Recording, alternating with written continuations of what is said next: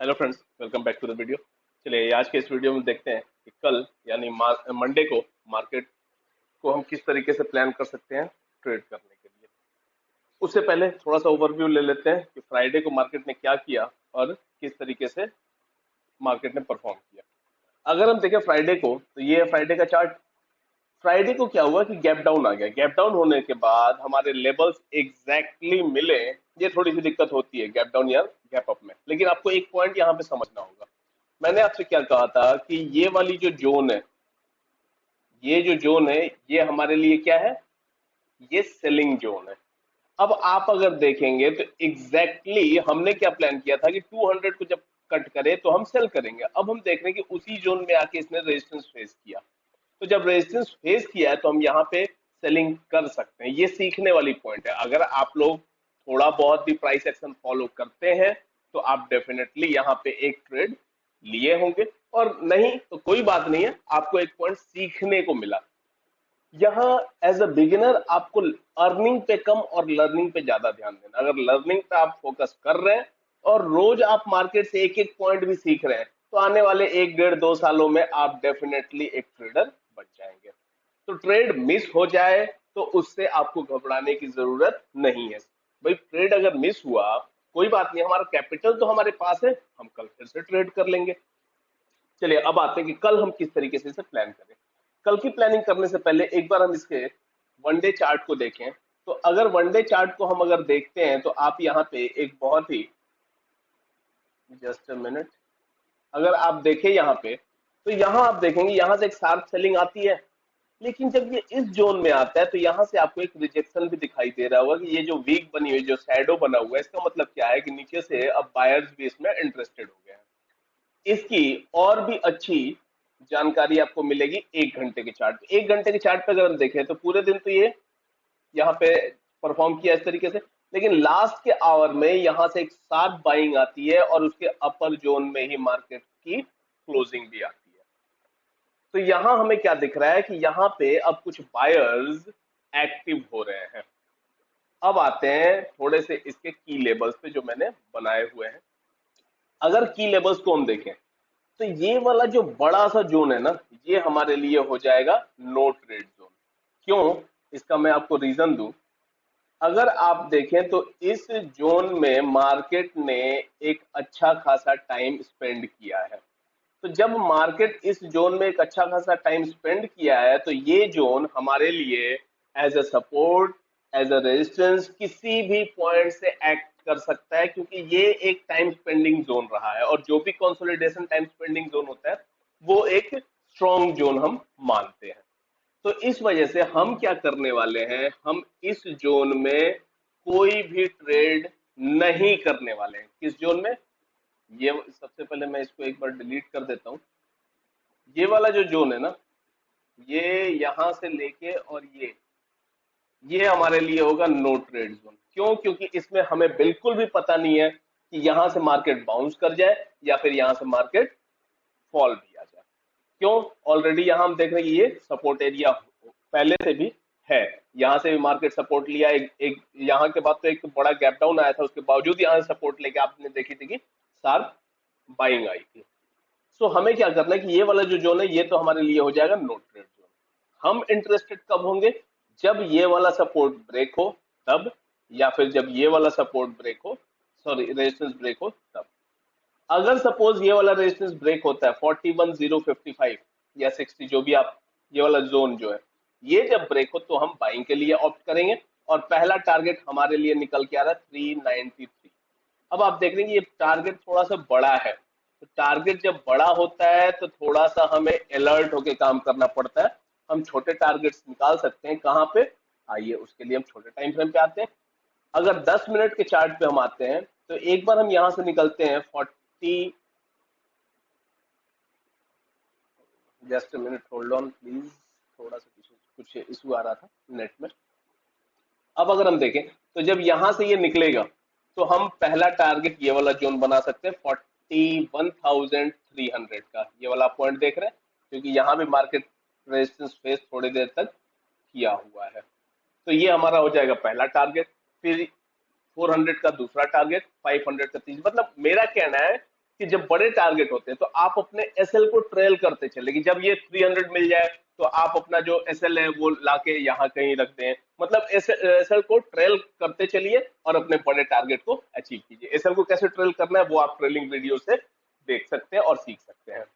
चलिए अब आते हैं सेलिंग साइड। अगर सेलिंग साइड की हम बात करें, यहाँ से एक बार अगर ब्रेकडाउन आया तो 40,300 जैसे ही ब्रेक होगा तो हमारा नेक्स्ट जो सपोर्ट मिलने वाला है वो मिलेगा समवेयर अराउंड 40,000 के आसपास।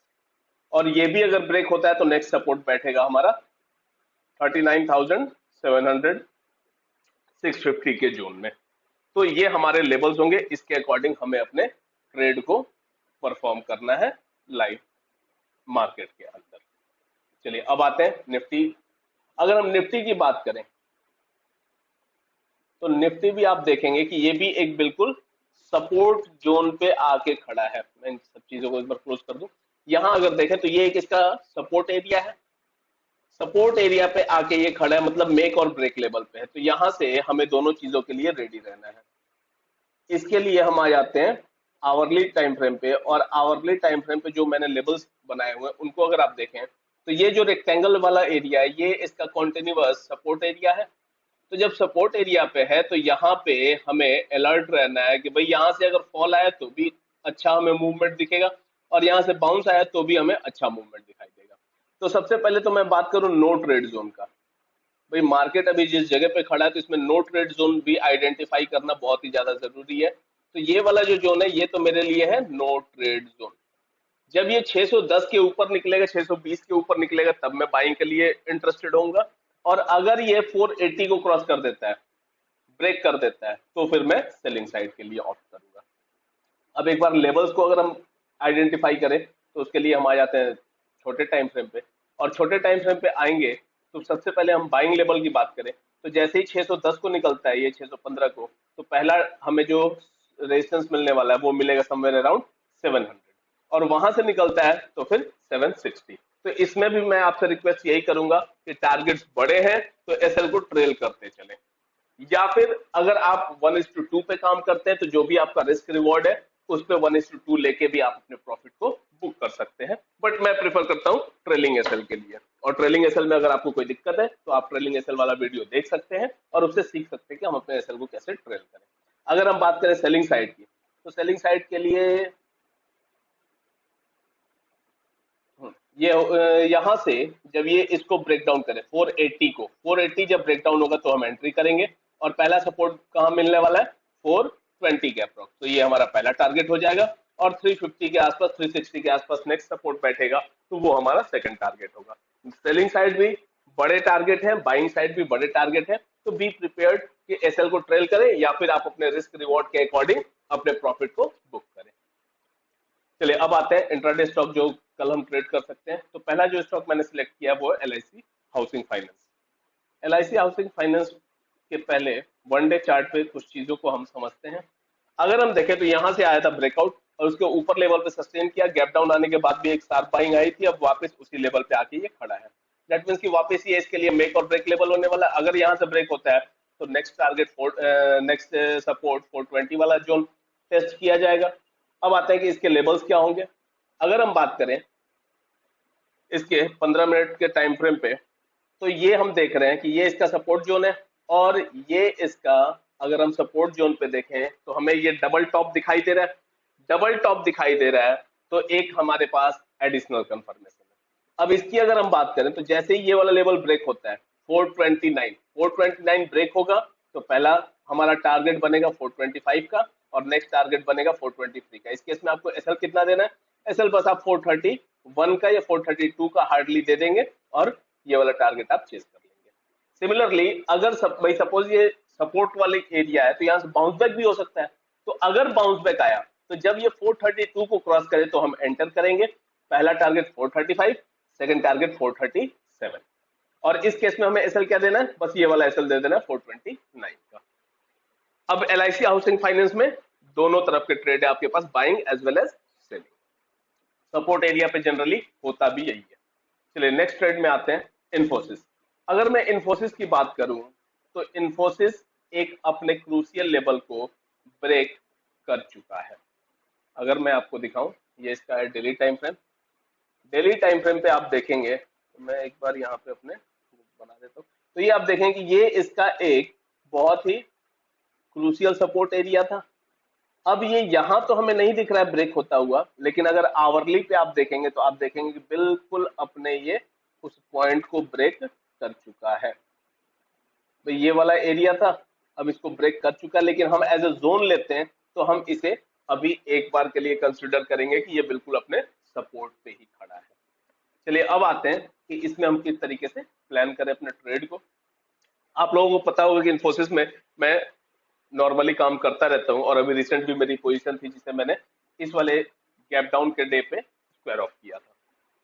बहुत अच्छी प्रॉफिट तो नहीं, बट स्टिल अपने पोजीशन को मैंने प्रॉफिट में ही एग्जिट किया था। अब वहां आपको दिखा होगा कि मैंने एफसीपी बनाया था। अब आप समझ पाएंगे कि एफसीपी क्यों बनाया था। जब भी आप कंफर्म ना हो तो आप सेफ साइड जाइए, ताकि अगर कुछ मार्केट में बहुत बड़ा गैप डाउन या गैप अप हो जाता है तो भी आप सेफ रहें।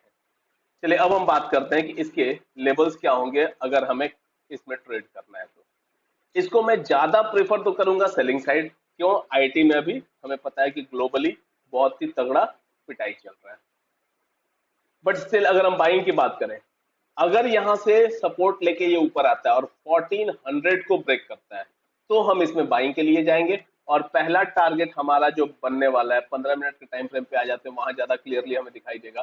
तो ये आपका 1407 1408 का पहला टारगेट बनेगा, और दूसरा टारगेट बनेगा 1418 1420 के जोन का। तो ये तो हो गए बाइंग लेवल की। अगर हम बात करें सेलिंग लेवल की, तो दोस्तों सेलिंग लेवल के लिए यहाँ आपको थोड़ा सा डीप जाना पड़ेगा, तभी आपको सेलिंग लेवल निकल के आ पाएगा।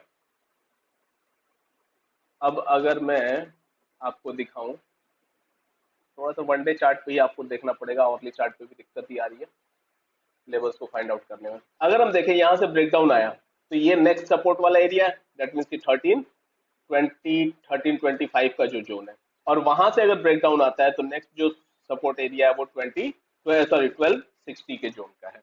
तो इतने बड़े टारगेट क्या हम इंट्राडे में ले सकते हैं? जी बिल्कुल नहीं ले सकते। तो इसके लिए हम बात करेंगे, पहले हम बात कर लेते हैं कि अगर हम इसे सेल करते हैं तो हमारे क्या टारगेट, क्या है सेल होंगे। अगर हमें सेल करना है तो हमें क्या करना है, बस ये वाला जब सपोर्ट ब्रेक हो जाए 1370 का ब्रेक हो जाता है तो हमें सिंपली एक 5-6 पॉइंट का एसएल लगाना है। 1376 का आप एसएल लगा दीजिए और 1:2 का टारगेट ले लीजिए। क्लियर है? हमें क्या करना है, जैसे ये लेवल ब्रेक होता है 6-7 पॉइंट का एसएल देंगे और 1:2 का हम टारगेट लेके अपना प्रॉफिट बुक कर लेंगे। अब यहाँ पे बात आती है स्विंग के लिए। अगर हमें स्विंग जाना है, अगर हमें शॉर्ट साइड स्विंग जाना है, तो जब ये ब्रेक हो जाए और जब आपका इंट्राडे का लेवल अचीव हो जाए, टारगेट अचीव हो जाए, तो वहां आप एक स्विंग ट्रेड बना सकते हैं 1380 का, या फिर मैक्सिमम आप 1400 का एक एसएल लगा के, और आप आराम से 1320 का पहला टारगेट और 1260 का सेकेंड टारगेट प्लान कर सकते हैं। तो ये कुछ ट्रेड है जिन्हें आप कल के मार्केट में ध्यान रखेंगे। चलिए आज के वीडियो में इतना ही। अगर आप हमारे चैनल पर नए हैं तो चैनल को सब्सक्राइब कीजिए, सभी दोस्तों के साथ शेयर कीजिए, वीडियो को लाइक करना ना भूलें। कोई भी आपकी क्वेरी होती है तो उसे कमेंट बॉक्स में ड्रॉप करें, हम उसे डेफिनेटली सॉल्व करेंगे। Okay, thank you.